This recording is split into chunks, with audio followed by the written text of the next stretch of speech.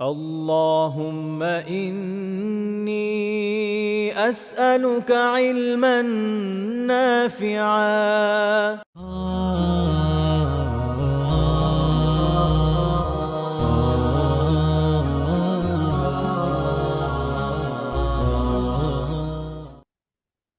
السلام عليكم ورحمة الله وبركاته. الحمد لله والصلاة والسلام على رسول الله وعلى آله وصحبه ومن والاه أما بعد. সম্মানিত দিনী ভাই বোনেরা, মহান আল্লাহ সুবহানাহু ওয়া তাআলার শুকরিয়া আদায় করছি যে রব্বুল আলামিন প্রতি সপ্তাহের ন্যায় আজকেও আমাদেরকে আমাদের নির্ধারিত দার্সে উপস্থিত হওয়ার তৌফিক দিয়েছেন। আলহামদুলিল্লাহ। আমরা আলোচনা করছিলাম সূরাতুল মারিয়ামের উপরে, এবং আমরা গত পর্বে জাকারিয়া আলাইহিস সালাতু ওয়াস সালামের গল্প নিয়ে কথা বলেছি। সেখান থেকে শিক্ষণীয় দিকগুলো আমরা আপনাদের সামনে উপস্থাপন করেছি। আল্লাহ সুবহানাহু ওয়া তাআলা অলৌকিকভাবে বৃদ্ধ বয়সে জাকারিয়া আলাইহিস সালাতু ওয়াস সালামের দোয়া কবুল করেছেন, এবং তাকে বার্ধক্যে উপনীত হওয়ার পরেও সন্তান দান করেছেন, এবং সেই সন্তানকে আল্লাহ সুবহানাহু ওয়া তাআলা নবুয়তের মর্যাদা দান করেছেন। তিনিও নবী ছিলেন। জাকারিয়া আলাইহিস সালাতু ওয়াস সালামের রেখে যাওয়া কাজ বাস্তবায়নের দায়িত্ব তিনিও পালন করেছেন। আফসোসের ব্যাপার হচ্ছে যে এই বানি ইসরাইলের লোকজন, তাদের হঠকারিতা, তাদের মন্দ স্বভাব এতটাই মারাত্মক ছিল। বর্তমানে আমরা যেটা দেখতে পাচ্ছি যে তারা অসহায় ছোট ছোট বাচ্চাদেরকে নির্যাতন করছে, হত্যা করছে, বীভৎস পরিস্থিতি তৈরি করছে। তাদের এই অভ্যাস সেটা আগেও ছিল। তৎকালীন সময়ে তারা নবীদেরকে হত্যা করত। সুবহানাল্লাহ। জাকারিয়া আলাইহিস সালাতু ওয়াস সালামের মতো ব্যক্তিকেও তারা হত্যা করেছিল, এবং অনেক বর্ণনায় আসছে যে ইয়াহইয়া আলাইহিস সালাম, যিনি জাকারিয়া আলাইহিস সালাতু ওয়াস সালামের পুত্র ছিলেন, তাকেও তারা হত্যা করেছিল। তো আসলে এই মানুষগুলো নিজেদের স্বার্থের জন্য এমন কিছু পারে না যেটা তারা করবে না। সবকিছু করতে পারে। স্বার্থ হাসিলের জন্য তারা আল্লাহ সুবহানাহু ওয়া তাআলার নবীদেরকে হত্যা করেছে, কল্পনা করা যায় না। অথচ যারা বুঝতো, তারা জানতো, তাদের গোত্রের মানুষ, তাদের হয়তো চাচাতো ভাই, হয়তো কারো মামাতো ভাই, হয়তো কারো খালাতো ভাই, হয়তো কারো ফুফাতো ভাই, এই ধরনের আত্মীয় স্বজনই তো তারা ছিল। তাদের তাদের নিজেদের গোত্রের মানুষদেরকে তারা হত্যা পর্যন্ত করেছে, যারা নবুয়তের স্বীকৃতি লাভ করেছেন আল্লাহর পক্ষ থেকে, তাদের কাছ থেকে মুআজিজা প্রকাশ পেয়েছে। তারপরেও আল্লাহ এদেরকে বলেছেন যে, যেটা আমরা তিলাওয়াতে পড়ি, গায়রিল মাগদুবি আলাইহিম, যে আল্লাহর লানত প্রাপ্ত, গজব প্রাপ্ত জাতি হচ্ছে তারা। তাদেরকে আল্লাহ সুবহানাহু ওয়া তাআলা দুনিয়াতে শ্রেষ্ঠত্বের মর্যাদা দিয়েছিলেন অন্যান্য সকলের চেয়ে। তবে সেই শ্রেষ্ঠত্ব তারা, তাদের মধ্য থেকে যারা কাজে লাগাতে পেরেছে তারা আল্লাহর কাছে শ্রেষ্ঠ, আর যারা পারে নাই তারা সবচেয়ে নিম্ন স্তরের জাহান্নামে তারা যাবে। আল্লাহ আমাদেরকে এই সকল ফিতনা থেকে হেফাজত করুন, আল্লাহুম্মা আমিন। সম্মানিত দিনী ভাই বোনেরা, আমরা আজকের আলোচনায় আল্লাহ সুবহানাহু ওয়া তাআলা মারিয়াম আলাইহিস সালাতু ওয়াস সালামের ব্যাপারে যা আলোচনা করেছেন, সেখান থেকে আমরা আজকে আমাদের কি কি শিক্ষা নিতে পারি আল্লাহর এই বাণী থেকে, সেগুলো আলোচনা করব। আমি তেলাওয়াত করছি, আউযু বিল্লাহি মিনাশ শাইতানির রাজিম। ওয়াযকুর ফিল কিতাবি মারইয়াম ইয ইনতাবাযাত মিন আহলিহা মাকানান শারকিয়্যা। আল্লাহ সুবহানাহু ওয়া তাআলা বলছেন তার রাসূল সাল্লাল্লাহু আলাইহি সাল্লামকে, ইয়া রাসূলুল্লাহ, ওয়াযকুর ফিল কিতাবি মারইয়াম, এই কিতাবে আপনি মারিয়াম আলাইহিস সালাতু ওয়াস সালামের ব্যাপারটা উল্লেখ করেন। মানে তার ব্যাপারে আপনি শুনেন, তার ব্যাপারে আলোচনা শুনেন, তার ব্যাপারে আল্লাহ সুবহানাহু ওয়া তাআলা কোরআনে তাকে মেনশন করেছেন, তার ব্যাপারে কথা বলছেন। মারিয়াম আলাইহিস সালাতু ওয়াস সালামকে আল্লাহ সুবহানাহু ওয়া তাআলা এমন মর্যাদা দান করেছেন, যে মর্যাদা দুনিয়ার হাতে গোনা কিছু মানুষ হয়তো পেয়েছেন। রাসূল করিম সাল্লাল্লাহু আলাইহি ওয়াসাল্লাম এক হাদিসে বলেছেন যে, কামুলা মিনার রিজালি কাসীর। আল্লাহ রাসূল সাল্লাল্লাহু আলাইহি ওয়াসাল্লাম বলছেন, কামুলা মিনার রিজালি কাসির, পুরুষদের মধ্য থেকে অনেকেই তাদের মানে আল্লাহ সুবহানাহু ওয়া তাআলার রহমতে, আল্লাহ সুবহানাহু ওয়া তাআলার ফদল এবং কারাম লাভ করে তারা পূর্ণতায় পৌঁছেছেন।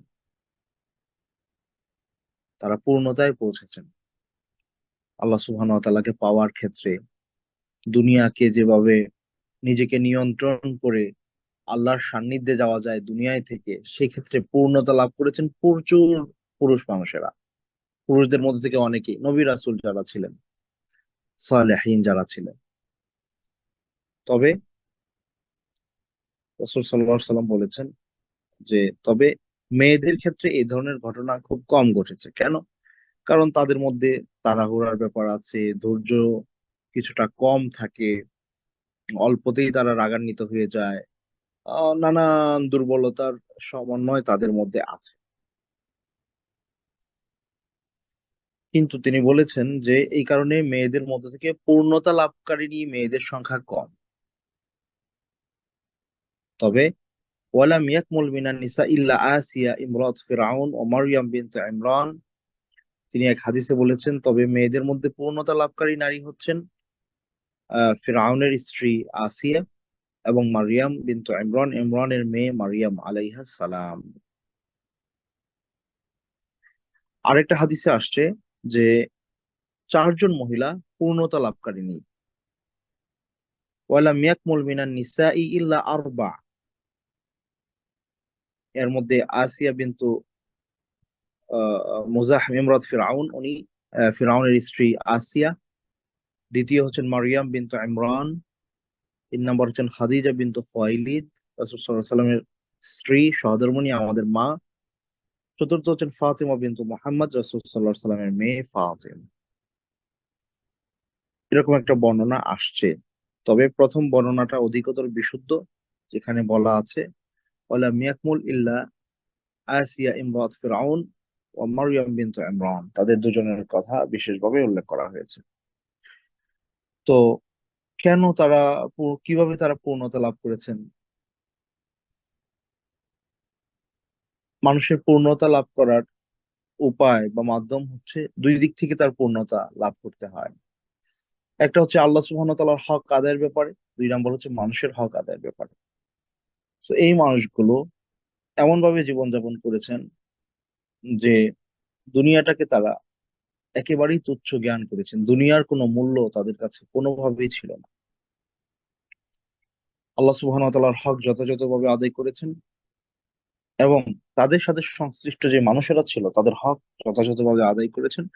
আল্লাহর পক্ষ থেকে যত রকমের বালা মুসিবত বিপদ আপদ তাদেরকে পেয়ে বসেছে, কোনোটাতেই তারা মানে নিরাশ হয়ে যান নাই, বরং ধৈর্যের সাথে সেগুলো মোকাবেলা করেছেন আল্লাহর জন্য। এক একজনের পরীক্ষা এক এক রকম ছিল। মারিয়াম আলাইহিস সালামের পরীক্ষা ছিল একরকম, আবার আসিয়া যিনি ফেরাউনের স্ত্রী তার পরীক্ষা ছিল অন্য রকমের। কিন্তু আল্লাহ সুবহানাহু ওয়া তাআলা তাদেরকে শ্রেষ্ঠত্বের আসনে বসিয়েছেন। কেন? কারণ তারা ওই মানের মানুষ ছিল, ওই যোগ্যতা তাদের মধ্যে ছিল। আল্লাহ সুবহানাহু ওয়া তাআলা বলছেন ওয়াজকুর ফিল কিতাবি মারইয়াম, যে স্মরণ করেন আপনি মারিয়াম আলাইহিস সালামের কথা। আল্লাহর এই কোরআনে মারিয়াম আলাইহিস সালামের অনেক আলোচনা এসছে। অনেক জায়গায়, আরেক জায়গায় আল্লাহ সুবহানাহু ওয়া তাআলা বললেন যে ইন্নাল্লাহ আস্তাফাকি ওয়াতহারাকি ওয়াসতাফাকি আলা নিসাইল আলামিন, যে হে মারিয়াম, জিবরিল আলাইহিস সালামের সে তাকে বললেন যে আল্লাহ সুবহানাহু ওয়া তাআলা আপনাকে নির্বাচন করেছেন, আপনাকে পবিত্র করেছেন, পরিচ্ছন্ন করেছেন এবং গোটা দুনিয়ার মানব জাতির মধ্যে থেকে আপনার আপনার শ্রেষ্ঠত্বের ঘোষণা তিনি দিচ্ছেন।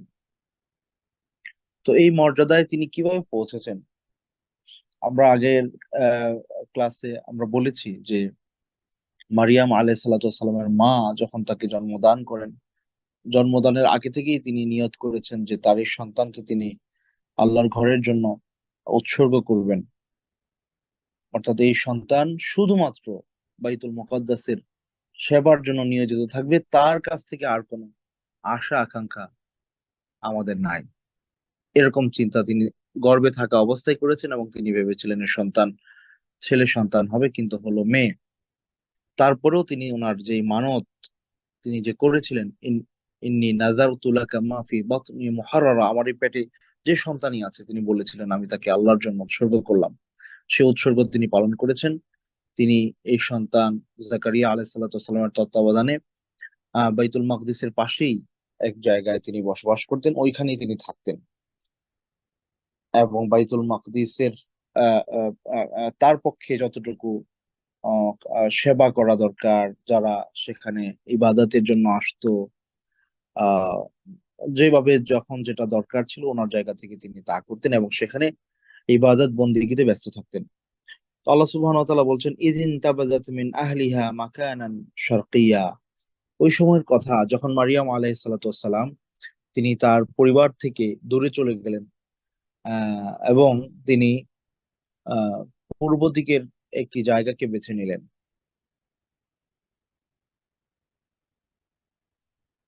فاتخذت من دونهم حجابا فأرسلنا إليها روحنا فتمثل لها بشرا سويا। এরপর আস্তে আস্তে তিনি যখন আহ কিশোরী বা এই ধরনের বয়সে উপনীত হলেন, তরুণী হলেন বা যুবতী হলেন, ওই অবস্থায় উপনীত হলেন, এবং এই লম্বা সময় তিনি আল্লাহ সুবহানাহু ওয়া তাআলার ইবাদত বন্দেগী, সেটা হয়তো 15 বছর, 16 বছর, 18 বছর, যাই হোক আমরা নিশ্চিত করে বলতে পারি না তখন তার বয়স কত ছিল। তবে তিনি কুমারী ছিলেন, কিশোরী ছিলেন বা তরুণী ছিলেন ওই বয়সে। এবং তিনি ওই সময় তৎকালীন মানুষদের মধ্যে প্রসিদ্ধি লাভ করেছিলেন বলা যায়। সবাই তার ইবাদত বন্দেগীর ব্যাপারে সব মানুষেরা জানতো যে একজন মহিয়সী নারী, তিনি আল্লাহ সুবহানাহু ওয়া তাআলার ইবাদতের জন্য নিজেকে উৎসর্গ করেছেন, আল্লাহর আহ আহ, ঘরের জন্য নিজেকে উৎসর্গ করেছেন। এটা কিন্তু সহজ কোনো বিষয় না। অর্থাৎ আপনি 24 ঘন্টার সময় আল্লাহর ইবাদতে কাটাবেন, আপনার দুনিয়া কেন্দ্রিক কোনো পেরেশানি, দুনিয়ার বাড়াইতে হবে, দুনিয়া লাগবে, এটা করতে হবে, সেটা করতে হবে, নানান ব্যাপার যেগুলো আমরা করছি আসলে, এই সব কিছু থেকে ডিটাচ হয়ে একমাত্র আল্লাহর জন্য নিজেকে উৎসর্গ করা, এটা বড় কঠিন কাজ। আপনি দেখেন না, 5 ওয়াক্ত নামাজ কত সময় লাগে 5 ওয়াক্ত নামাজ আদায় করতে? আপনি যদি 10 মিনিট করে ধরেন আর প্রস্তুতি সহ 15 মিনিটই ধরলেন, 15-20 মিনিট, এর বেশি না এক ওয়াক্ত নামাজের জন্য, এর বেশি লাগার কথা না। তো 15-20 মিনিট সময় লাগলে আপনার 5 ওয়াক্ত সালাতে কত হয়? 2-2.5 ঘন্টা, 2 ঘন্টার বেশি না আসলে, 2 ঘন্টার বেশি সময় লাগে না, আসলেই লাগে না। মহিলাদের জন্য তো আরো কম লাগে, তারা ঘরে সালাত আদায় করেন। তাহলে এখানে খেয়াল করেন যে 24 ঘন্টার মধ্যে আমরা 2 ঘন্টা সময় আল্লাহর জন্য দিব, এতে আমরা কতজন সফল? একটু আপনি যদি সার্ভে করেন, বেশি দূরে যাওয়ার দরকার নাই, আপনি আপনার পরিবারের মধ্যেই দেখেন বা আপনার সারাউন্ডিংস এ যারা আছে তাদের মধ্যে একটা সার্ভে করে দেখেন যে আমরা 24 ঘন্টার মধ্যে শুধুমাত্র সলাতের যে টাইমটা, এটা কতটুকু আন্তরিকতার সাথে আল্লাহকে আমরা দিচ্ছি। যারা প্রথমে দেখেন যে কত পার্সেন্ট মানুষ দিচ্ছে, যারা দিচ্ছে তাদের মধ্যে কত পার্সেন্ট আন্তরিক, অন্তর দিয়ে দিচ্ছে, একদম অন্তর থেকে ফিল করে দিচ্ছে, খুব কম। সেই জায়গায় গোটা জীবনটাই আল্লাহর জন্য উৎসর্গ করে দেয়া, এবং সেটা ওনার মায়ের থেকেই শুরু হয়েছে, মাও তাই করেছেন, সন্তানকে এভাবে উৎসর্গ করেছেন এবং সন্তানও নিজেকে এই পথে এভাবে রেখেছেন। এবং ছোট অবস্থায় তিনি যখন তার বাড়ি ছেড়ে ওই অবস্থায় চলে আসতেন, ওইখানে তিনি বসবাস করতেন, জাকারিয়া আলাইহিস সালাতু ওয়াস সালাম তার রক্ষণাবেক্ষণ দেখাশোনা করতেন, তখন কিন্তু উনি ওনার পরিবার থেকে ডিটাচ তখন থেকে। তো এটা একটা বিশাল স্যাক্রিফাইস আল্লাহর জন্য। আপনি যখন স্যাক্রিফাইস করতে পারবেন, আল্লাহ সুবহানাহু ওয়া তাআলা আপনাকে এমন কিছু দান করবেন যেটা মানুষ কল্পনা করতে পারবে না। মারিয়াম আলাইহিস সালাতু ওয়াস সালামকে আল্লাহ সুবহানাহু ওয়া তাআলা শীতকালে গ্রীষ্মকালের ফল তার কাছে পাঠাইছেন, গ্রীষ্মকালে শীতকালের ফল পাঠাইছেন, শীতকালে গ্রীষ্মকালের ফল পাঠাইছেন। এমন এমন কিছু দান করছেন যেগুলো কল্পনাও করা যায় না। এই ব্যাপারগুলো আল্লাহ সুবহানাহু ওয়া তাআলা ওনার জন্য নির্ধারণ করেছেন, নির্বাচন করেছেন। আপনি আল্লাহ সুবহানাহু ওয়া তাআলার জন্য স্যাক্রিফাইস করেন, আল্লাহর দিকে মনোনিবেশ করেন, নিজেকে আল্লাহর কাছে সঁপে দেন, আল্লাহকে সময় দেন, ইবাদতে নিজে বেশি ব্যস্ত থাকেন। যখনই আপনি গাফেল হয়ে যান, আল্লাহকে স্মরণ করেন, আপনি আপনার জন্য যা দরকার বর্তমান এই জীবনে, এই সময়ে এমন এমন ব্যাপার আপনার জীবনে ঘটবে যেটা আপনি হয়তো চিন্তা করে দেখবেন এটা আমার সাথে ঘটার কথা ছিল না কিন্তু ঘটে গেছে। এটা আল্লাহর রহমত, এটা আল্লাহর নেয়ামত, এটা আল্লাহর কারামত আপনার জন্য। হ্যাঁ, আপনার কাছে হয়তো ফেরেশতা আসবে না, ফেরেশতা এসে আপনাকে বলবে না কিছু, কিন্তু এই কারামাত আপনার আপনার সাথেও ঘটবে। আপনার সাথে এমন অবাস্তব অনেক কিছু ঘটবে যেটা আসলে আপনি যদি চিন্তা করে দেখেন আপনি আপনার জীবনে অনেক কিছু পেতে পারেন, যদি আপনি আল্লাহর জন্য নিজেকে কিছুটা হলেও উৎসর্গ করতে পারেন, স্যাক্রিফাইস করতে পারেন, আল্লাহর সান্নিধ্যে আপনি দুনিয়াতে থাকতে পারেন, আল্লাহর সহাবস্থানে আপনি থাকতে পারেন, আল্লাহর সাথে আপনি থাকতে পারেন দুনিয়ায়, তাহলে আপনি অবশ্যই, এতে কোনো সন্দেহ নাই, কোনো সংশয় নাই যে আল্লাহ সুবহানাহু ওয়া তাআলা আপনাকে এমন এমন ব্যাপার আপনার সাথে ঘটবে যেগুলো আপনি কল্পনা করেন নাই কিন্তু ঘটতেছে। এমন এমন নেয়ামত আপনার কাছে আসবে যেটা আপনি চিন্তাও করেন নাই আসতেছে। এমন এমন প্রাপ্তি আপনার কাছে আসবে যেগুলো আপনি হয়তো কখনো কল্পনাই করেন নাই কিন্তু ওই প্রাপ্তি আপনার কাছে চলে আসছে। এমন বালা মুসিবত থেকে আল্লাহ আপনাকে রক্ষা করবে যেখানে, যেটা থেকে কেউ রক্ষা পায় না, আপনি রক্ষা পেয়েছেন। এমন এমন ঘটবে আপনার জীবনে, ঘটতেই হবে, এতে কোনো সন্দেহ নাই। শুধু আপনি আমি অনুভব করি কিনা এটা হলো দেখার বিষয়। তাহলে এখান থেকে একটা গুরুত্বপূর্ণ ব্যাপার হচ্ছে যে আপনি যখন নিজেকে আল্লাহর জন্য উৎসর্গ করবেন, আল্লাহ সুবহানাহু ওয়া তাআলা দুনিয়াতেই আপনাকে এমন কিছু দান করবেন যেটা অন্যকে দিচ্ছে না। তো উনি কি করলেন, ওনার পরিবার পরিজন ছেড়ে আল্লাহর জন্য নিজেকে উৎসর্গ করে ওই জায়গায় তিনি বসবাস করতে লাগলেন বা ওখানে চলে গেলেন। আচ্ছা, এরপরে উনি যখন একটা পরিণত বয়সে উপনীত হলেন, তখন আল্লাহ সুবহানাহু ওয়া তাআলা ফেরেশতা পাঠালেন ওনার কাছে, জিবরিল আলাইহিস সালাতু ওয়াস সালামকে ওনার কাছে পাঠালেন। উনি যখন আসলেন, ফাআরসালনা ইলাইহা রূহানা ফাতামাসসালা লাহা বাশারান সাওয়িয়া। জিবরিল আলাইহিস সালাতু ওয়াস সালাম মারিয়াম আলাইহিস সালাতু ওয়াস সালাম যেখানে বসবাস করতেন সেখানে আসলেন একজন পুরুষের, একজন সুদর্শন পুরুষের আকৃতিতে। যখন তিনি ওনার ঘরে একজন পুরুষ মানুষ দেখলেন, যেটা ওনার এত বছরের জীবনে কখনোই ঘটে নাই,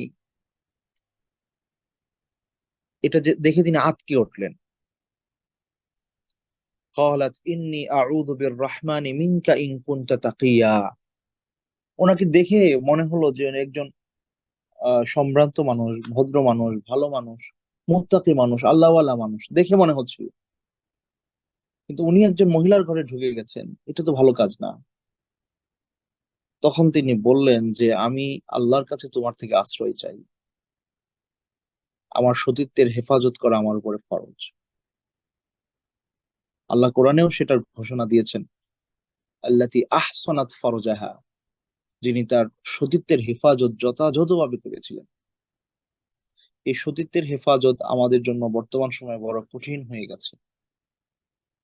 সতীত্বের হেফাজত করা, নিজের চোখের হেফাজত করা, পর্দার হেফাজত করা, গুনাহ থেকে বেঁচে থাকা, আল্লাহ সুবহানাহু ওয়া তাআলার হারাম থেকে বেঁচে থাকা, বর্তমান সময়ের মতো এত চ্যালেঞ্জিং টাইম আমার মনে হয় দুনিয়ার কখনো আসে নাই। দুনিয়ার কোন সময়ে এই ধরনের ফিতনা এত শক্তভাবে, এত প্রবল ভাবে ছড়ায় পড়ে নাই। আপনি একটু চিন্তা করে দেখেন, আগেরকার যুগের মানুষেরা যদি নিষিদ্ধ কিছু দেখতে চাইতো, তাদের কত মানে সেখানে প্রস্তুতির ব্যাপার ছিল। বর্তমান সময়ে সেটার কোনো প্রস্তুতি নাই, ঘরে বসে মোবাইলে প্রেস করলে আসতেছে। আহা, আর এমন কত কিছু আমরা দেখতেছি যেটা আমরা বুঝতেও পারছি না যে এটা আমার জন্য নিষিদ্ধ, আমার সতীত্বকে নষ্ট করতেছে, আমার কি বলে পর্দাকে বিনষ্ট করতেছে, আমার চোখের জেনা হয়ে যাচ্ছে, আমি অনুভবই করতে পারছি না যে এগুলো হয়ে যাচ্ছে। বেপর্দার মহিলারা নাটকে, সিনেমায়, তারপরে কি বলে এগুলো নানান কিছু, সংবাদ পাঠ থেকে শুরু করে যত কিছু হচ্ছে সব ফেসবুকে আসতেছে। আমরা কিছু না কিছু সেখানে তাকায়া দেখতেছি, শুনতেছি তারা কি বলে। আল্লাহ আমাদের হেফাজত করুন। আর এটা তো বললাম স্বাভাবিকতার বিষয়। তরুণ প্রজন্মের কাছে যদি আপনি সার্ভে করেন তাদেরকে নিয়ে, বর্তমানে যারা স্কুলে কলেজে পড়াশোনা করছে, টিনেজে যারা আছে বা এই বয়সটাতে যারা তরুণরা, কয়জন মানুষ এই পর্নোগ্রাফি থেকে শুরু করে যত রকমের এই web series, pornography, short film, নানান কিছু যা হচ্ছে বিভিন্ন ভাবে, এগুলো থেকে কয়জন মানুষ নিজেকে হেফাজত করতে পারছে? খুব কম, খুব কম। আস্তাগফিরুল্লাহ আল-আযীম। এই কঠিন মুহূর্ত আমাদের চলছে। তো মারিয়াম আলাইহিস সালাতু ওয়াস সালাম নিজেকে এমন ভাবে এই ধরনের গুনাহ থেকে নিজেকে হেফাজত করেছিলেন, যেটার প্রশংসা আল্লাহ নিজে করেছেন কোরআনে, আল্লাতী আহসানাত ফারজাহা। তো ওনার মতো একজন মানুষ যখন এই অবস্থায় দেখলেন একজন পুরুষ মানুষ ওনার ঘরে, উনি আল্লাহর কাছে আশ্রয় চাইলেন এবং বললেন, তুমি যদি আল্লাহকে ভয় করো, আমার ধারে কাছে আইসো না।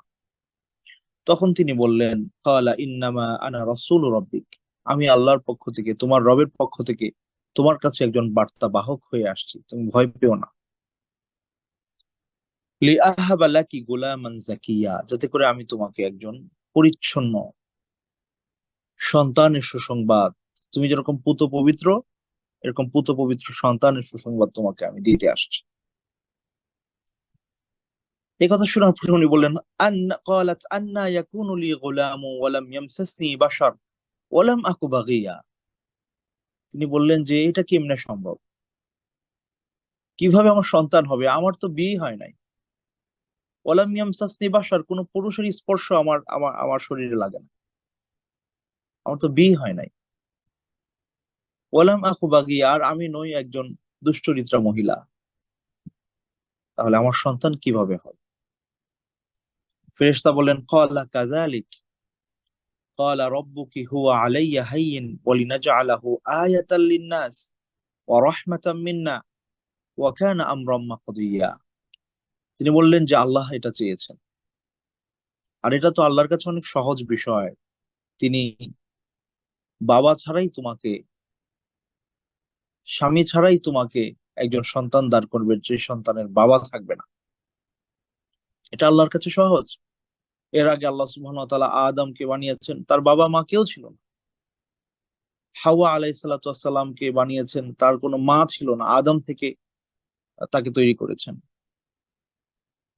তো ঈসা আলাইহিস সালাতু ওয়াস সালাম তোমার গর্ভে দুনিয়ায় আগমন করবে বাবা ছাড়া, এটা আল্লাহর কাছে খুব সহজ বিষয়।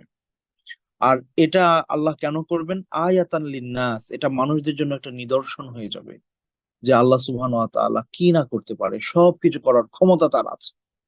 এমন অবাস্তব বিষয়ের নমুনা আল্লাহ দুনিয়াতে পেশ করেছেন, এটা আমরা শক্তভাবে বিলিভ করি। ওই সময়কার মানুষেরা মারিয়াম আলাইহিস সালাতু ওয়াস সালামের ব্যাপার দেখে যারা বিশ্বাস করেছিলেন, তারা যেমন ভাবে বিশ্বাস করেন চোখে দেখে, আমরা শুনে ঠিক ওইভাবেই বিশ্বাস করি। আমাদের বিশ্বাসে ন্যূনতম কোনো পার্থক্য নাই। এটাই আমাদের ঈমান। আল্লাহর এই নিদর্শনকে আমরা বিশ্বাস করি, এবং আল্লাহর পক্ষ থেকে এটা একটা রহমা। কারণ ওই সময়ে বনী ইসরাইলদের মধ্যে একজন মহামানবের আবির্ভাব হওয়া জরুরি ছিল, যাতে করে বনী ইসরাইলদের মধ্যে যারা ভালো মানুষ ছিল তারা নির্যাতিত ছিল, নিষ্পেষিত ছিল, জুলুমের শিকার ছিল, তাদেরকে ওই জুলুম থেকে উদ্ধারের জন্য একজন উদ্ধারকারীর দরকার তৎকালীন সময়ে ছিল। সেই মানুষটাকে আল্লাহ সুবহানাহু ওয়া তাআলা মারিয়াম আলাইহিস সালাতু ওয়াস সালামের গর্ভে পাঠাচ্ছেন। বর্তমানে যেমন আমরা অপেক্ষায় থাকি কবে ঈসা আলাইহিস সালাতু ওয়াস সালাম আবারও দুনিয়ায় আগমন করবেন, কবে ইমাম মাহদির আগমন ঘটবে, দাজ্জালের সাথে যুদ্ধ হবে, সারা দুনিয়ায় মুসলিমদের খেলাফত প্রতিষ্ঠা হবে, এই স্বপ্ন আমরা দেখি, এই দোয়া আমরা করি যে এরকম একটা খেলাফা আবারও প্রতিষ্ঠিত হোক দুনিয়াতে। আজকের মানুষের অসহায় অবস্থা দেখলে পরে মনে হয় যে আল্লাহ, তাদের একজন উদ্ধারকারী দরকার। প্যালেস্টাইনের দিকে যদি তাকান, আপনার ভেতর যদি ন্যূনতম ইমানের ছিটে ফোঁটাও থাকে, অবশ্যই এটা মনে হবে, আহ, তাদের কি আসলে উদ্ধার করার মতো কেউ নাই? আসলে কি নাই কেউ যারা তাদের পাশে দাঁড়াবে? আল্লাহুম্মা ইয়াসসির উমুরানা ইয়া রাব্বাল আলামিন। তো ওই অবস্থায় এটা আল্লাহ সুবহানাহু ওয়া তাআলার সিদ্ধান্ত ছিল, ওয়াকানা আমরুম মাকদিয়া, এটা আল্লাহ সুবহানাহু ওয়া তাআলার নির্ধারিত একটা সিদ্ধান্ত, যেটা আল্লাহ বাস্তবায়ন করবেন। এরপর আল্লাহ বলছেন ফাহামালাতহু ফান্তাবাযাত বিহি মাকানান কাসিয়া। ফাহামালাতহু, এরপরে অন্য আয়াতে আল্লাহ সুবহানাহু ওয়া তাআলা কোরআনে বলেছেন যে ফানাফাখনা ফীহি মির রূহিনা। আহ, তো আহ, জিবরিল আলাইহিস সালাতু ওয়াস সালাম ওনাকে মানে ফু দিলেন। এই ফু থেকেই উনি গর্ভবতী হলেন। কেউ বলেছেন ওনার মুখে ফু দিয়েছেন, কেউ বলেছেন ওনার আহ বুকে ফু দিয়েছেন। তো যেটাই হোক, ওনার মধ্যে ফু দেওয়া হয়েছে, সেখান থেকে উনি গর্ভবতী হয়েছেন। ফাহামালাতহু, অতঃপর তিনি এই সন্তানকে গর্ভে ধারণ করলেন। সন্তান যখন গর্ভে আসলে উনি অনুভব করলেন, ফান্তাবাযাত বিহি মাকানান কাসিয়া, তখন তিনি ওই জায়গা থেকে দূরে কোথাও চলে গেলেন। দূরে কোথাও কেন চলে গেলেন? নানান কারণে চলে গেলেন। কারণ একজন উনি তো মানে অবিবাহিতা একজন মেয়ে, কুমারী, কিশোরী। এই অবস্থায় তিনি গর্ভবতী হয়েছেন। তিনি যদি ওখান থেকে বের হয়ে মসজিদে যান বা আশেপাশের লোকজন যদি দেখে, এই জিনিসটা অবশ্যই অনেক কষ্টের বিষয় হয়ে দাঁড়াবে। তখন থেকেই ঝামেলা তৈরি হবে, প্রশ্ন আসা শুরু হবে, বা নানান কিছু, তার চরিত্র নিয়ে প্রশ্ন উঠবে, এটা স্বাভাবিক। তো এটা আল্লাহরই সিদ্ধান্ত। উনি ওই অঞ্চল থেকে যিনি যেখানে তিনি বসবাস করেন, এখান থেকে দূরে কোথাও, উনি যে এলাকায় ছিলেন ওই এলাকা থেকে দূরে কোথাও তিনি চলে গেলেন। চিন্তা করতে পারেন, একজন গর্ভবতী মেয়ে, আমাদের যেটা হয় আর কি, মানে মেয়ে যখন গর্ভবতী হয় তখন সাধারণত ওই যে বাপের বাড়িতে চলে যায়, কিছুদিনের জন্য থাকে, বা প্রথম সন্তানটা বাবার বাড়িতে হয়। এটা আমাদের এলাকায় এই ধরনের ট্রেডিশন আছে। এটার পেছনে হিকমত হচ্ছে যে, কারণ প্রথম সন্তান, একটা মেয়ে, বয়স কম, 18-20 বছর বয়সের একটা মেয়ে বা আরো কম বয়সে মা হতে যাচ্ছে। এই অবস্থায় মানে কি বলে, অনেক বাবা স্বামীর সংসারে থাকলে আহ, অত বেশি টেক কেয়ার তার কেউ করবে না, বরং তার পুরা ফ্যামিলি টেক কেয়ার করতে হবে। তো এই জন্য বাবার বাড়িতে থাকলে হয় কি, মা দেখাশোনা করে, নানীরা দেখাশোনা করে, অন্যান্যরা দেখাশোনা করে, তার দেখাশোনার জন্য লোক দরকার হয়, সেবার জন্য লোক দরকার হয়, সহযোগিতার লোক দরকার হয়। তো আর এই অবস্থায় মারিয়াম আলাইহিস সালাম কি করলেন, উনি ওনার বসবাসের যে জায়গা ছিল, এই বসবাসের জায়গা থেকে দূরে কোথাও চলে গেলেন, যেখানে কোনো মানুষ তাকে আর দেখবে না। প্রশ্ন হচ্ছে, ওই অবস্থায় উনি কি খেয়েছেন, কি পড়েছেন, কিভাবে চলাফেরা করেছেন, কিভাবে জীবনযাপন করছেন, কত কষ্ট তার হয়েছে। আল্লাহ আকবার। হ্যাঁ, আল্লাহর পক্ষ থেকে হয়তো রিজিক আসছে, আল্লাহ তাকে হেফাজত করেছেন। এই অবস্থায় উনি গর্ভের সন্তান নিয়ে এই সমাজ বা তার যেই বসবাসের জায়গা, সেখান থেকে তিনি দূরে চলে গেলেন। এরপরে কি হলো, ফাজাআহাল মাখাদু ইলা জিযইন নাখলা قالت يا ليتني مت قبل هذا وكنت نسيا منسيا। এরপর যখন ওনার প্রসব বেদনা আসলো, উনি চলতে চলতে অথবা মানে হাঁটতে হাঁটতে এমন এক জায়গায় উপস্থিত হলেন যে একটা খেজুরের গাছের নিচে তিনি গিয়ে আশ্রয় নিলেন, থামলেন। ওনার প্রসব বেদনা সেখানে শুরু হলো। قالت يا ليتني مت قبل هذا وكنت نسيا منسيا। তিনি তখন বললেন, আল্লাহ, এই অবস্থা দেখার আগে আমার মৃত্যু হলো না কেন, আমি তো আর পারছি না। পরিস্থিতি ওনার, আল্লাহ ওনার মানে দুনিয়ার বাস্তবতার আলোকে ওনার যে কষ্ট, সেটা আল্লাহ কোরআনে পেশ করেছেন, বর্ণনা করেছেন। খেয়াল করেন, এখান থেকে একটা জিনিস শেখার আছে আমাদের। সেটা কি? সেটা হচ্ছে যে দেখেন, ওনার মতো একজন মহিষী নারী যিনি আল্লাহর এত বেশি ইবাদত বন্দেগী করেছেন, নিজেকে আল্লাহর জন্য উৎসর্গ করেছেন, বাবা ছাড়াই সন্তান হচ্ছে, স্বামী ছাড়াই উনি গর্ভবতী হয়েছেন, আল্লাহ মানে এত বড় কাজ ওনার ব্যাপারে করে ফেলেছেন।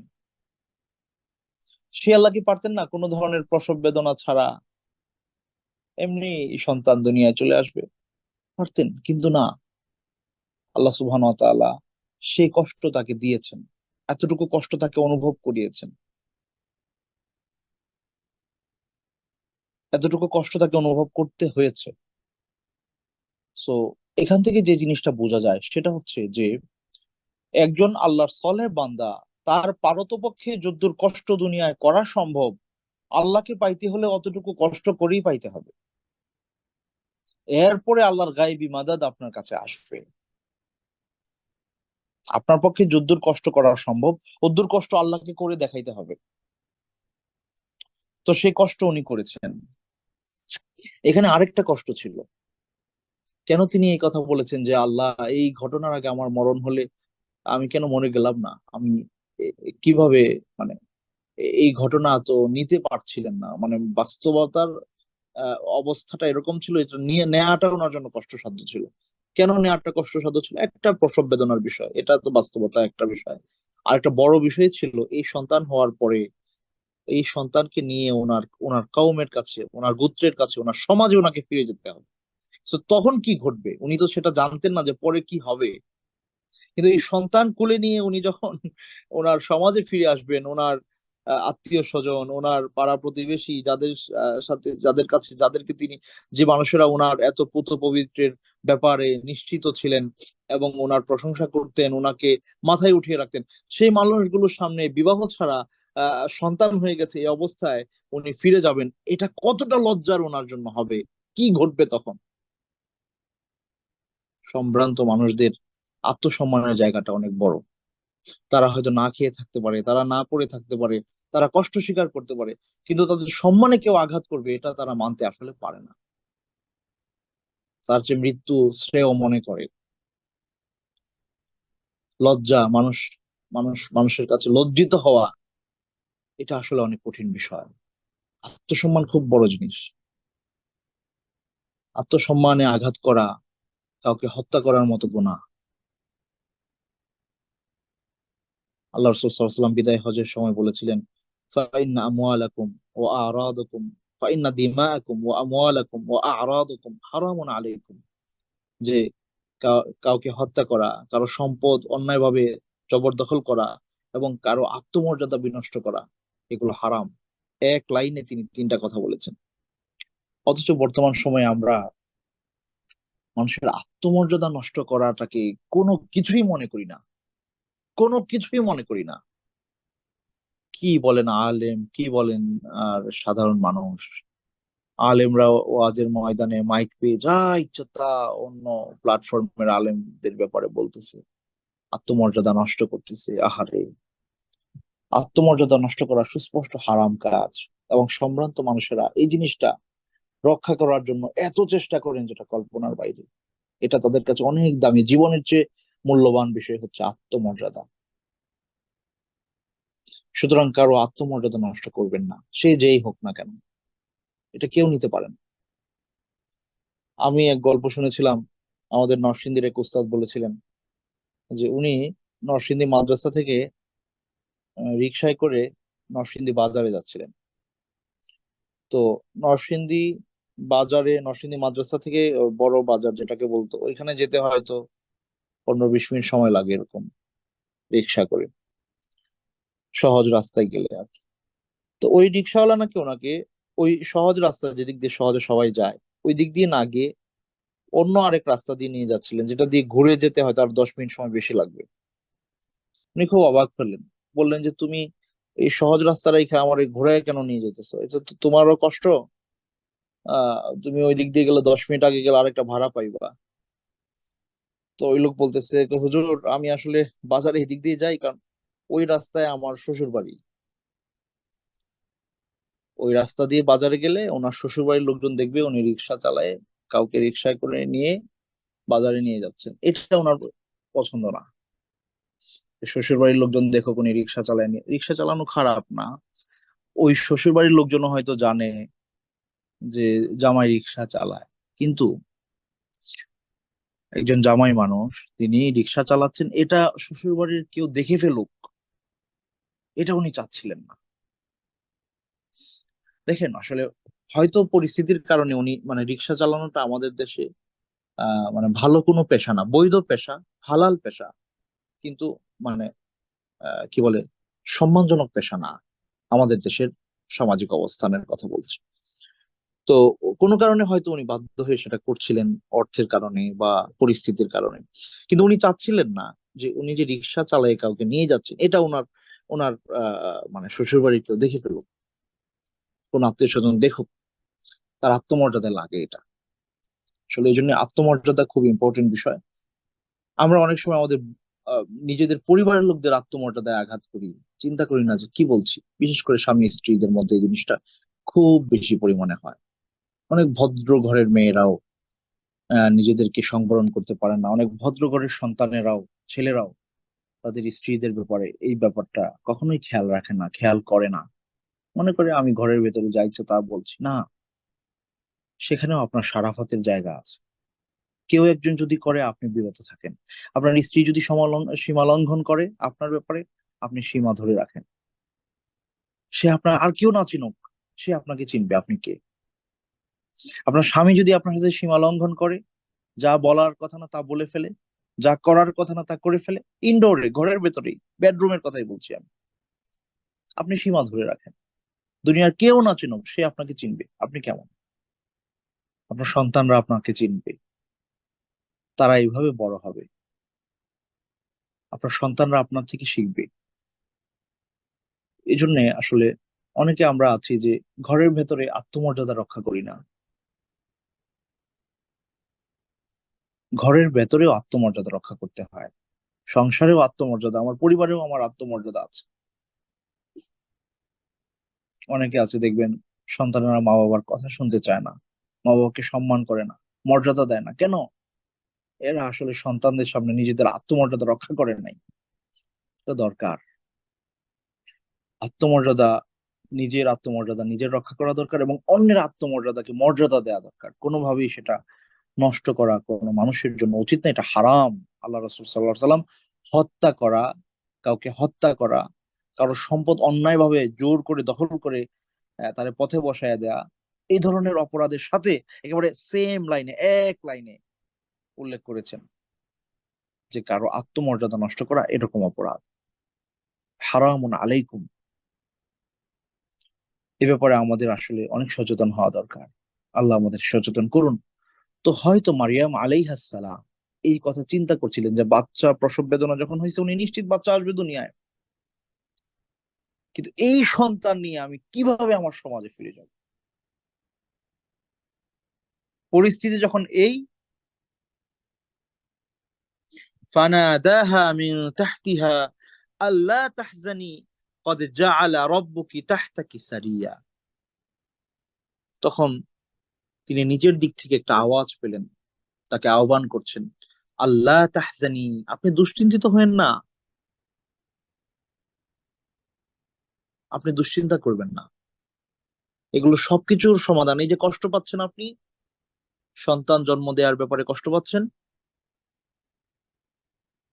এই কষ্ট, এই দুর্বলতা, এই অসুস্থতা, এই পেরেশানি, এবং ওই যে পেরেশানির কথা আপনি চিন্তা করছেন, সমাজের মানুষ আমাকে দেখে কি বলবে, আমি কি জবাব দিব তাদেরকে, কোনো ব্যাপারে আপনি দুশ্চিন্তিত হবেন না। তো এখানে ওনাকে কে আহ্বান করে কথাটা বলেছিলেন, এই কথাটা, আল্লাহ তাহজানি, আপনি দুশ্চিন্তিত হবেন না। দুইটা মুফাসসিরগণ উল্লেখ করেছেন, দুইটি কওল। একটা হচ্ছে যে জিবরিল আমিন আলাইহিস সালাতু ওয়াস সালাম তিনি ডেকে বললেন এই কথা। আরেকটা বর্ণনা যে ঈসা আলাইহিস সালাতু ওয়াস সালাম তিনিই কথা বললেন।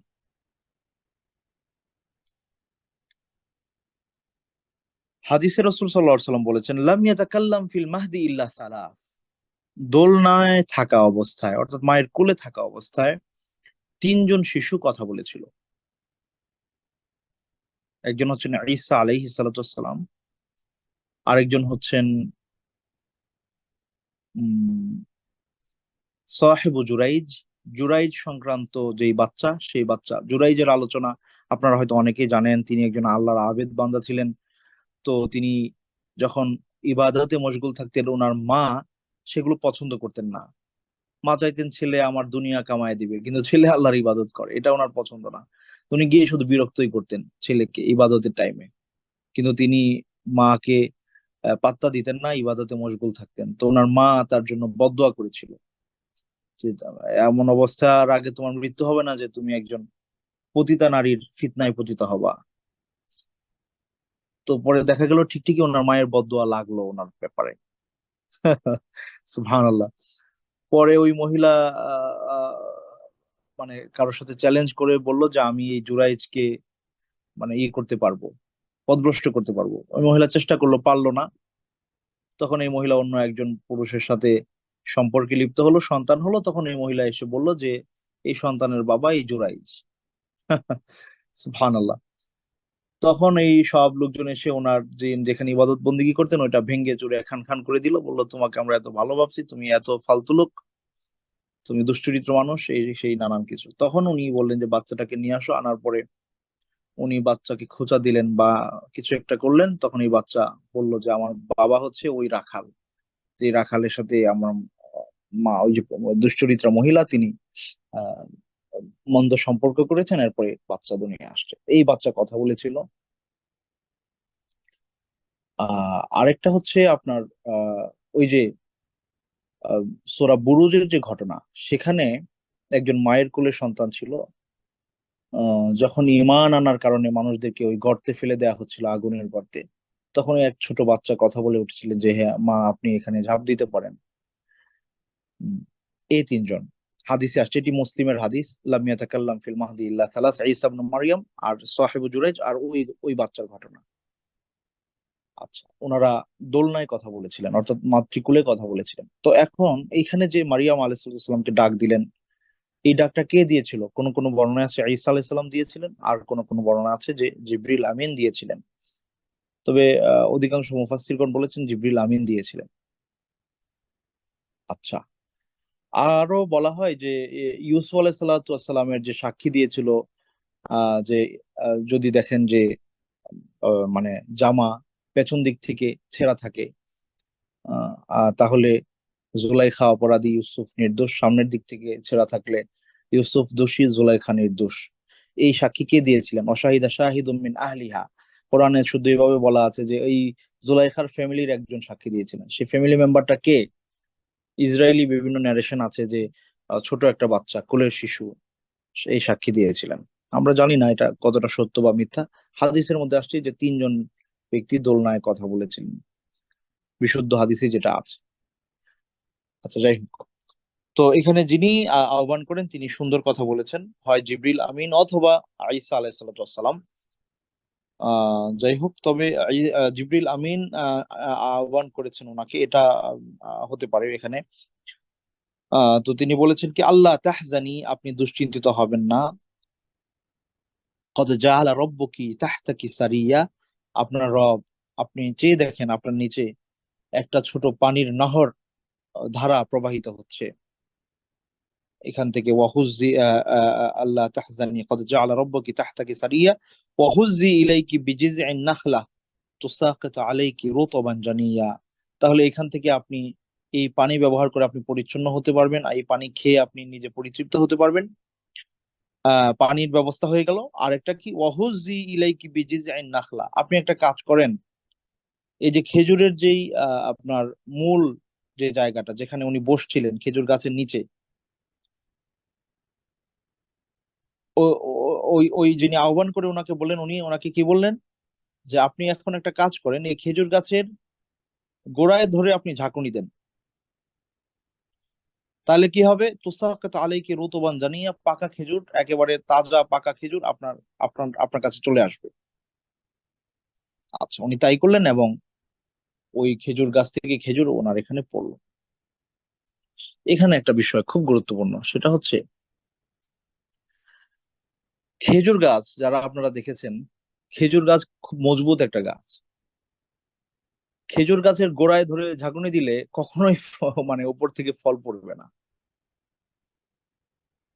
শুধু গোড়া না, আপনি যদি খেজুর গাছের ওই মানে যেখানে খেজুর হয় ওইখানে ধরেও ঝাঁকুনি দেন, ভালোভাবে ঝাঁকুনি না দিলে খেজুর পড়বে না, এত শক্ত, সহজে পড়ে না খেজুর। তো সেখানে উনি এই অবস্থায় মানে সন্তান হয়েছে মাত্র, ওই অবস্থায় উনি খেজুরের গোড়া গাছের ওই গোড়ায় উনি ঝাঁকুনি দিয়েছেন। এই ঝাঁকুনি কতটুকু পৌঁছেছে? আল্লাহ সুবহানাহু ওয়া তাআলা কি, মানে এটা তো আল্লাহর পক্ষে 100% পসিবল যে আল্লাহ ওনাকে জান্নাত থেকে ফল ফসল এনে দিতেন, জান্নাতি খাবার এনে দিতেন দুনিয়ায়, যেটা দুনিয়ায় নাই এই মুহূর্তে সেটা উনি এনে দিতেন। তো সে আল্লাহ দুনিয়ার এই খেজুর গাছ, খেজুর থেকে খেজুর নিচে ফেলার জন্য ওনার ঝাঁকুনির কি দরকার? ওর ঝাঁকুনি দিয়ে কি হবে? ওলামায়ে কেরাম বলেন যে আল্লাহ সুবহানাহু ওয়া তাআলা এটাই বোঝাতে চান, যখন তিনি গায়েব থেকে আপনাকে হেফাজত করছেন তখন আপনার হাতে কিছু করার নাই। আপনি আসলে কিছু করতে পারেন না, আপনার পক্ষে পসিবিলিটি কিছু নাই, অ্যাবিলিটি আপনার নাই, আপনি কিছু করতে পারবেন, এটা সুযোগ আসলে নাই। তখন আল্লাহ এমন ভাবে আপনাকে দেন যেটা গায়েব থেকে দিচ্ছেন, এখানে আপনার আর কিছু করার থাকে না, পুরাটাই আল্লাহর পক্ষ থেকে আসে।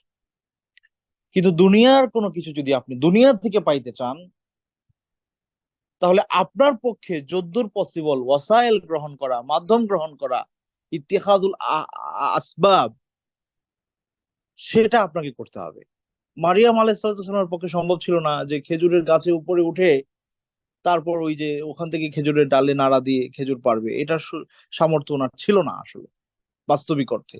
উনি খেজুরের গাছের নিচে বসেছিলেন, ওইখানটাই উনি পারতেন, ওখানে উনি ধরে ঝাঁকুনি দেওয়ার সামর্থ্য ওনার ছিল। আল্লাহ এতটুকু ওনাকে দিয়ে করাইছেন, আল্লাহ এতটুকু ওনাকে দিয়ে করাইছেন। সুতরাং সম্মানিত দিনী ভাইয়েরা এবং প্রিয় বোনেরা যারা আমাদেরকে শুনছেন, যে আসবাব গ্রহণ করা যে কত গুরুত্বপূর্ণ বিষয়, আমরা অনেকেই আল্লাহওয়ালা নিজেদেরকে পরিচয় করাতে গিয়ে আসবাব গ্রহণ করি না, চেষ্টা করি না, সর্বোচ্চ চেষ্টা দিয়ে কাজটা করি না। আল্লাহ ফাইসালা করবে, আল্লাহ করবে না ভাই, আল্লাহ তো করবেন। আপনি কি করলেন? আপনি আপনারটা সবটা করেন, এরপরে আল্লাহ সুবহানাহু ওয়া তাআলা আপনার জন্য নেয়ামত, রহমত, বরকত যা আছে সব নাজিল করবে। আপনি আপনারটা করে আপনার জায়গা থেকে সবটা আপনি করেন। এটাই নবী রাসূলদের জীবনে আমরা দেখেছি, সবাই এই কাজ করছে, নিজের নিজের পক্ষে যা সম্ভব সবটা। এটা দিয়ে কিছুই হবে না, কিন্তু আপনাকে করতে হবে। মুসা আলাইহিস সালামকে আল্লাহ বলেন যে ইদরিব বিআসা কি আহ ওয়ালকে আসাক, আপনি ইয়ে করেন, লাঠি ফেলে দেন। লাঠি ফেলে দিয়েছে, পরে সাপ হয়েছে। লাঠি আগে মারতে হবে। ওই যে কি বলে, আহ, যেই সাগরে ওনাদেরকে মানে ফেরাউনকে ডুবে মারা হয়েছিল, ওখানে আল্লাহ সুবহানাহু ওয়া তাআলা বলছেন আপনি আপনার লাঠি দিয়ে সাগরে আঘাত করেন। লাঠি দিয়ে আঘাত করলে কি হবে? কিছুই হবে না। কিন্তু আপনি আঘাত করেন, আপনার কাজ, আপনার পক্ষে যদ্দূর সম্ভব ওদ্দূর আপনি করেন, এরপরে রাস্তা করে দেওয়ার দায়িত্ব আমার। এই জন্য সম্মানিত দিনী ভাইরা, এখান থেকে খুব গুরুত্বপূর্ণ একটা জিনিস আমরা শিখতে পারি, যে আল্লাহ সুবহানাহু ওয়া তাআলা আমাদেরকে যা করতে বলেছেন আমাদের পক্ষে যদ্দূর সম্ভব, এটা দিয়ে কিছু হোক বা না হোক, আমি আমার দায়িত্ব পালন করব, আমি আমার দায়িত্ব পালন করব। ওনাদের সময়ে মারিয়াম আলাইহিস সালাম খেজুর গাছের নিচে ধরে ঝাঁকুনি দিয়েছেন, ওনার জন্য খেজুর পড়ে গেছে। মুসা আলাইহিস সালাম কি বলে ওই যে লাঠি সমুদ্রে বাড়ি দেওয়ার পরে ওখানে রাস্তা হয়ে গেছে। আপনি চিন্তা করবেন, আমাদের জন্য কি এগুলো হওয়া সম্ভব? আমাদের জন্য কি, আমরা কি এই মর্যাদায়, এরকম মর্যাদা আল্লাহ আমাদেরকে দিবেন? সম্মানিত দিনী ভাইরা, আমাদের মধ্যে অনেকে আছেন যারা নানান ভাবে বিভিন্ন রকমের জাদুটোনায় আক্রান্ত হন, বদ নজরে আক্রান্ত হন। ইসলাম আপনাকে একটা সমাধান দিয়েছে, কিন্তু আমরা ওইটাকে অত বড় করে গুরুত্বপূর্ণ মনে করি না, আমলে নেই না। সেটা কি? ঝাড়ফুঁক। অসুস্থতা হলে ঝাড়ফুঁক। ঝাড়ফুঁক করলে কি হয়? ঝাড়ফুঁকে আপনার অসুখ কেমনে ভালো হবে? আপনি সূরা ফাতিহা পড়ে ফু দিলেন, আল্লাহ আপনাকে সুস্থ করে দিল। আপনি সূরা ফাতিহা পড়ে, সূরা নাস পড়ে, ফালাক পড়ে, কুল হুয়াল্লাহ পড়ে আপনি নিজেকে ফু দিলেন, কেউ আপনার ক্ষতি করতে চাচ্ছে, সে কখনোই পারবে না আপনার ক্ষতি করতে। জাদু আপনার সাথে কাজ করবে না। তাহলে এটা এটা কি আপনার জন্য কারামত না? আপনি আপনি এই এই ব্যাপারটা আল্লাহ বলেছেন, আল্লাহ রাসূল বলেছেন, আপনি আপনার জায়গা থেকে যদ্দূর করার আপনি করেন, বাকিটা আল্লাহ আপনাকে সেভ করবেন। তো আপনার সাথেও তো এই ধরনের কারামত ঘটা সম্ভব। আপনার জীবন নাশ করে ফেলবে একজন ব্যক্তি, কিন্তু আপনি শুধু ফাতিহা পড়ে প্রতিদিন নিজেকে ফুদেন, সূরা নাস, ফালাক, কুল হুয়াল্লাহ পড়ে নিজেকে ফুদেন। কয় মিনিট লাগে? 1-2 মিনিট প্রতিদিন এই আমলটা করেন। প্রতিদিন যে 2 মিনিট একটা আমল করার কারণে, বা সকাল সন্ধ্যায় 2-4-5 মিনিট এই আমলটা করার কারণে আপনার জীবন বেঁচে যাচ্ছে, যেখানে আপনার এত বড় ক্ষতি সে করতে চাইতেছিল, পারতেছে না। কোনোভাবেই পারছে না। তাহলে এটা আপনি কি মনে করেছেন, এটা আমার আপনার পক্ষেও সম্ভব ঘটতেছে? আমাদেরকে আল্লাহ হেফাজত করতেছেন নানান বিপদ থেকে, মুসিবত থেকে। এটা আপনার জন্য কারামত। অনুভব করেন, মানুষকে বলার দরকার নেই, নিজে অনুভব করেন যে আল্লাহ আপনাকে কত কারামত দিয়ে রাখছেন। যাই হোক, তো কি হলো পরে, উনি এখানে ধরে ঝাঁকুনি দিলেন, ওনার জন্য খেজুর পড়লো। তাহলে এখানে ধরে ঝাঁকুনি দিলে খেজুর পড়বে না, কিন্তু ওনার পক্ষে সম্ভব যদ্দূর আল্লাহ ওদ্দূর ওনাকে দিয়ে হাসিল করাইছেন, ওনাকে দিয়ে করাইছেন ওই অবস্থাতেও। আরেকটা বিষয় আমি চিন্তা করি, সুবহানাল্লাহ বিহামদি, জানি না আল্লাহ ভালো জানেন, এভাবে কথা বলাও ঠিক কিনা তাও জানি না, বাট আমার কাছে মনে হয়, আমি সেদিন পড়ছিলাম এই আয়াতটা, আমার ভিতরে এই জিনিসটা আসলো যে দেখেন, আগের সময় মানুষ যদি পানি মনে করেন যে উঠাবে মাটি থেকে বা নিচ থেকে, বা ব্যবহারের জন্য পানি লাগবে তার, টিউবওয়েল তো এখনো আমাদের সমাজে প্রচুর আছে, গ্রামে তো প্রচুর টিউবওয়েল আছে, আমাদের গ্রামের বাড়িতে এখনো টিউবওয়েল আছে। সো টিউবওয়েল চেপে পানি বের করাটা কেমন সহজ না, একটু কষ্ট তো অবশ্যই।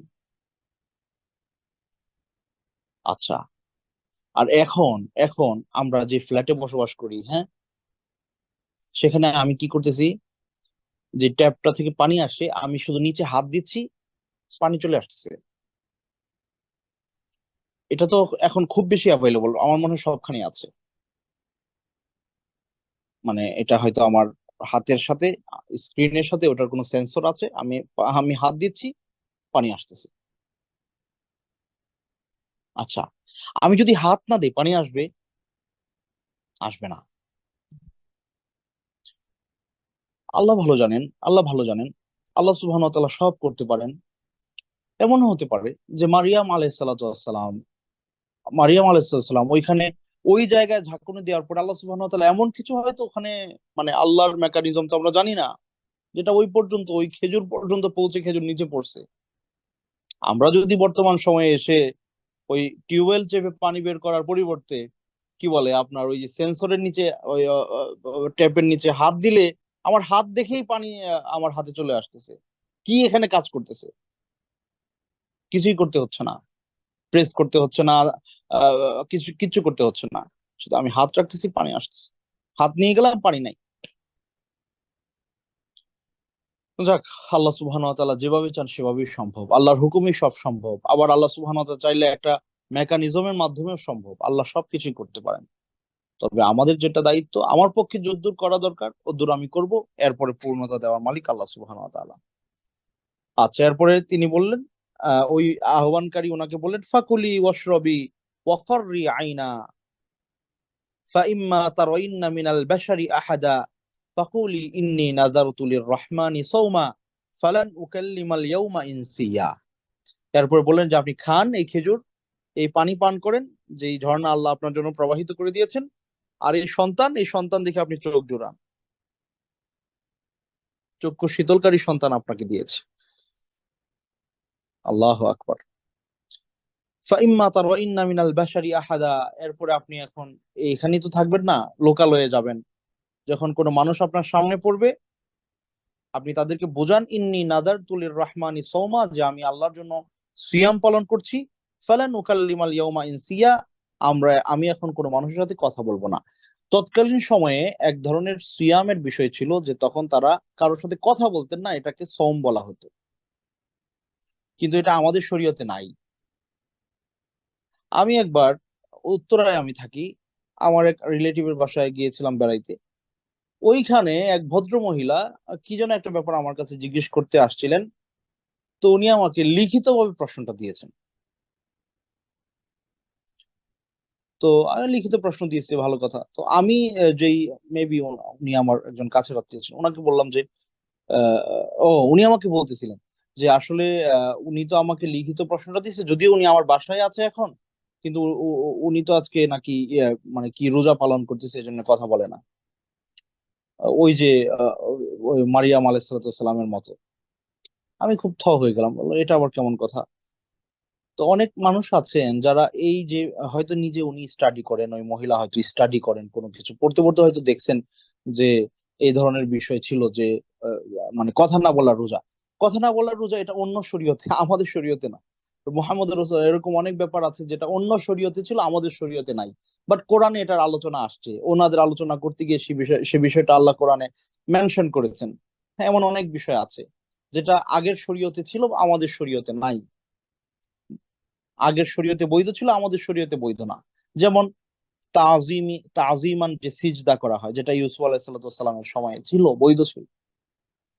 কিন্তু আমাদের শরীয়তে কাউকে মানে ইবাদাতের জন্য সিজদা করা যাবে না, আবার তাজিম বা কাউকে সম্মান প্রদর্শনের জন্য সিজদা করা যাবে না, এটা হারাম, সুস্পষ্ট হারাম। এমন অনেক বিধান আছে, আগের যুগে হয়তো তাদের জন্য ছিল, আমাদের জন্য না। সেম থিং, এটা কেউ পড়ে যে আমি রোজা রাখছি, কারোর সাথে কথা বলবো না, এটা আমাদের জন্য না, এটা ওই শরীয়তে ছিল। ওনাদের শরীয়তে এটা প্রসিদ্ধই ছিল। তো বললেন যে আপনি যখন কাউকে দেখবেন, আপনি মানে বুঝাবেন যে আপনি রোজা, মানে কথা না বলার রোজা। ফাআতাত বিহি কওমাহা তাহমিলু, তখন উনি এই বাচ্চাকে কোলে নিয়ে ওনার এলাকায় ফিরে গেলেন। ভাবতে পারেন এটা একটা সম্ভ্রান্ত ঘরের মানুষের জন্য এই বিষয়টা কতটা কঠিন বিষয়। ক্বালু ইয়া মারইয়ামু লাকাদ জিইতি শাইআন ফারিয়া, বলে মারিয়াম তুমি তো এক মহাকাণ্ড ঘটায় বসছো। যেটা বলা মানে বলা বলি করার কথা, সেটাই লোকজন বলা বলি করতে লাগলো। ইয়া উখতা হারুনা মা কানা আবুকি ইমরাআ সাউ ওয়া মা কানাত উম্মুকি বাগিয়া, শুধু তাই না, বাপ মা উঠে কথা বলা শুরু করলো। বলতে লাগলো যে হে হারুনের বোন,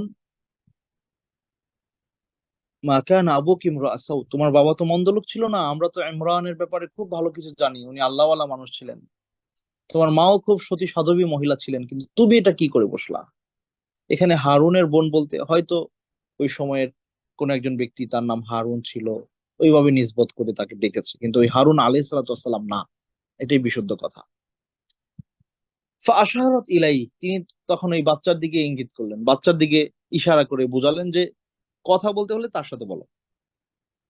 ক্বালু কাইফা নুকাল্লিমু মান কানা ফিল মাহদি সাবিয়্যা, বললেন যে আমরা কিভাবে কথা বলবো, এই বাচ্চা তো তোমার কোলের বাচ্চার সাথে, দুধের বাচ্চার সাথে আমরা কিভাবে কথা বলবো। তখন ক্বালা ইন্নী আবদুল্লাহ, তখন ঈসা আলাইহিস সালাম বললেন তাদেরকে, ইন্নী আবদুল্লাহ, আমি আল্লাহর বান্দা। আতানিয়াল কিতাবা ওয়া জাআলানি নাবিয়্যা, আল্লাহ আমাকে কিতাব দান করেছেন এবং আমাকে নবী করেছেন। ওয়া জাআলানি মুবারাকান আইনামা কুনতু, আমি যেখানেই থাকি না কেন আল্লাহ আমাকে বরকতময় করেছেন। ওয়া আওসানি বিস সালাতি ওয়াজ যাকাতি মা দুমতু হাইয়া, এবং আল্লাহ আমাকে সালাত কায়েম করার, যাকাত প্রদান করার, যতদিন জীবন থাকে এই বিধান বাস্তবায়নের অর্ডার আমাকে করেছেন। ওয়া বাররাহু বিওয়ালিদাতি, এবং আমার মায়ের ব্যাপারে আমি যেন সৎ আচরণ করি। ওয়ালাম ইয়াজআলনি জাব্বারান শাকিয়্যা, আমি যেন কখনো মানে কি বলে, অহংকারী এবং কঠোর মেজাজের বা এই ধরনের ইয়ে, এবং আমি আবার দুনিয়ায় আল্লাহ যেদিন আমি আবার কবর থেকে পুনরুত্থিত হব।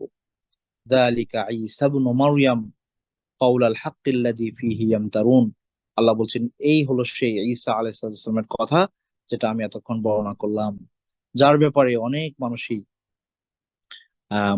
মতদ্বন্দ্বে, মত পার্থক্যে লিপ্ত আছে, নানান ব্যাপারে তার ব্যাপারে কথা বলে।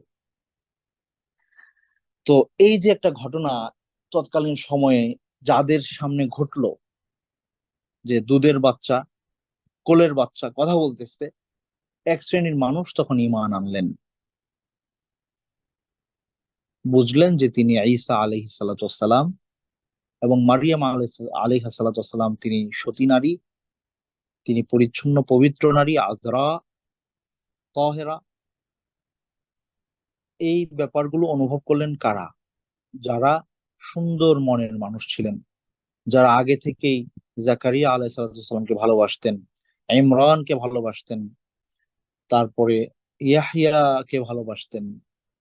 এই মানুষেরাই মারিয়াম আলাইহিস সালামের পুত্র পবিত্রের ঘোষণা তারাও দিয়েছিলেন, তারা বুঝতেন, জানতেন।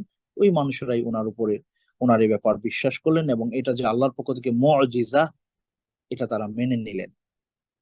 কিন্তু ওই অন্তরে বক্রতা আসা মানুষগুলো, তারা বললেন এটা তো একটা জাদুর বিষয়।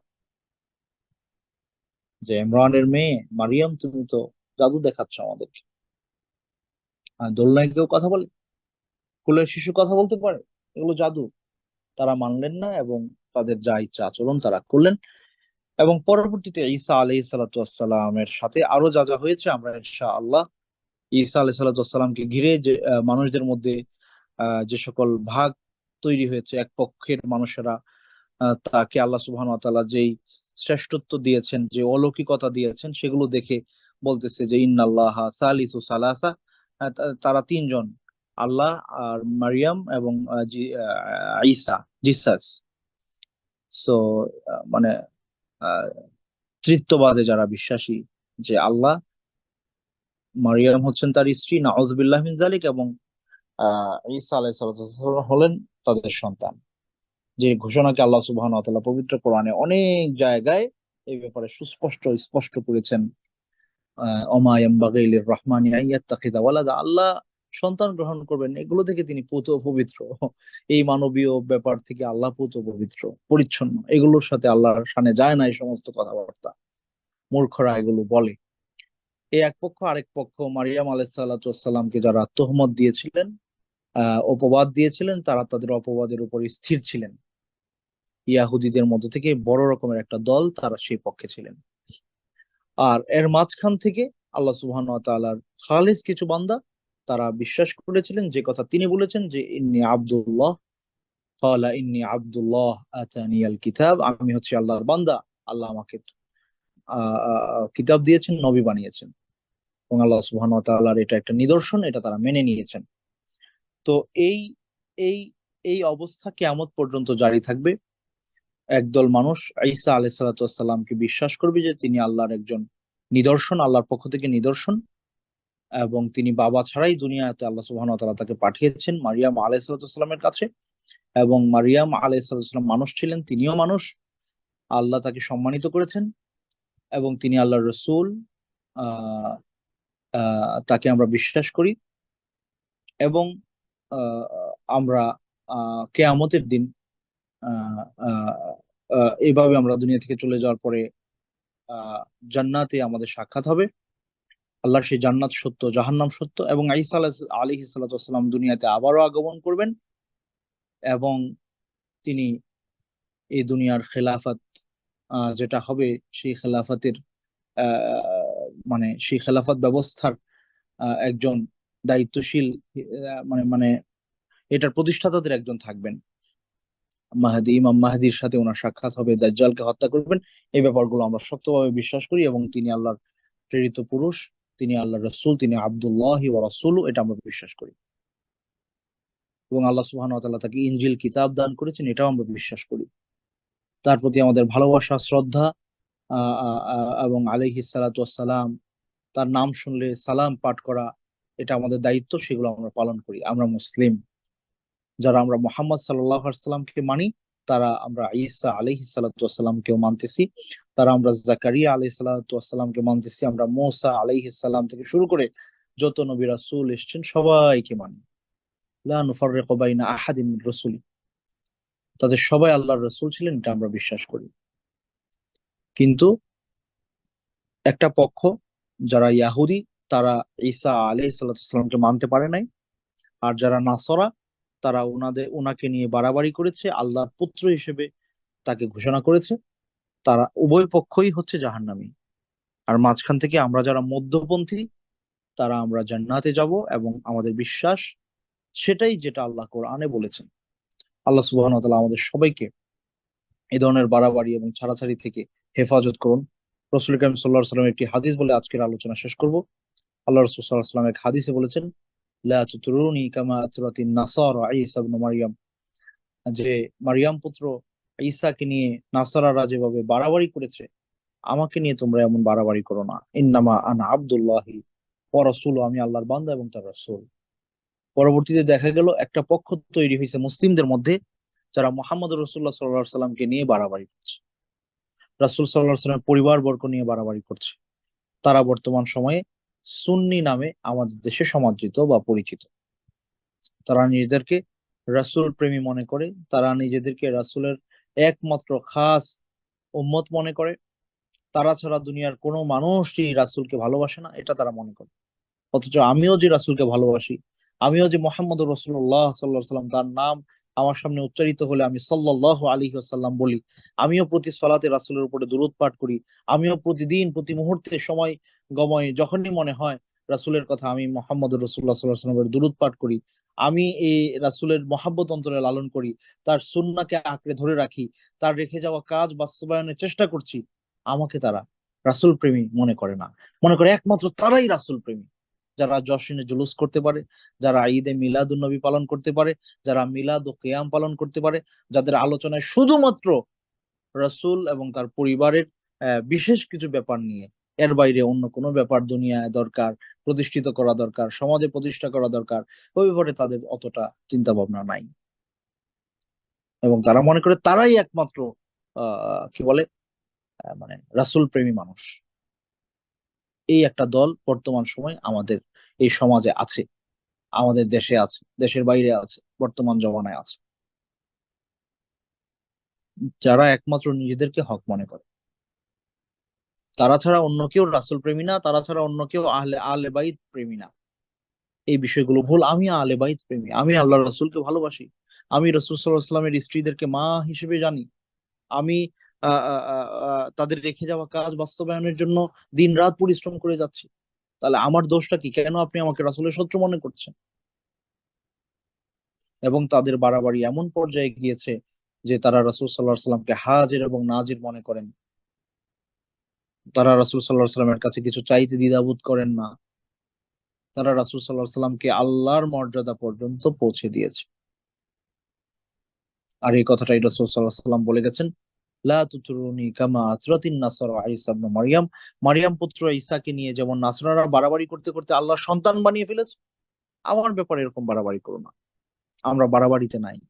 রাসূল সাল্লাল্লাহু আলাইহি সাল্লাম যেভাবে তাকে মর্যাদা দিতে বলেছেন, রাসূলের মর্যাদা কিসে? কুল ইন কুনতুম তুহিব্বুনাল্লাহা ফাত্তাবিউনি। আল্লাহর ভালোবাসা, রাসূলের ভালোবাসা যদি আপনি পেতে চান, তাহলে আপনি কি করেন? রাসূলের অনুসরণ করেন। অনুসরণের মধ্যেই আল্লাহ এবং তার রাসূলকে পাওয়া সম্ভব। আল্লাহ সুবহানাহু ওয়া তাআলা সবাইকে রাসূলুল্লাহ সাল্লাল্লাহু আলাইহি ওয়াসাল্লামের রেখে যাওয়া পথকে অনুসরণ করে প্রকৃত মুমিন মুত্তাকি হওয়ার তৌফিক দান করুন, আল্লাহুম্মা আমিন। এই বাড়াবাড়ি এবং ছাড়াছাড়ি থেকে আল্লাহ আমাদের হেফাজত করুন, আমিন। ওয়াসাল্লাল্লাহু তাআলা আলা সাইয়্যিদিনা ওয়া নাবিয়িনা মুহাম্মদ। আসসালামু আলাইকুম ওয়া রাহমাতুল্লাহি ওয়া বারাকাতুহু। ওয়ালাইকুম আসসালাম রহমতুল্লাহ। আল্লাহ রাব্বুল আলামিন কথাগুলো আমাদেরকে বুঝার এবং মানার তৌফিক দান করুক।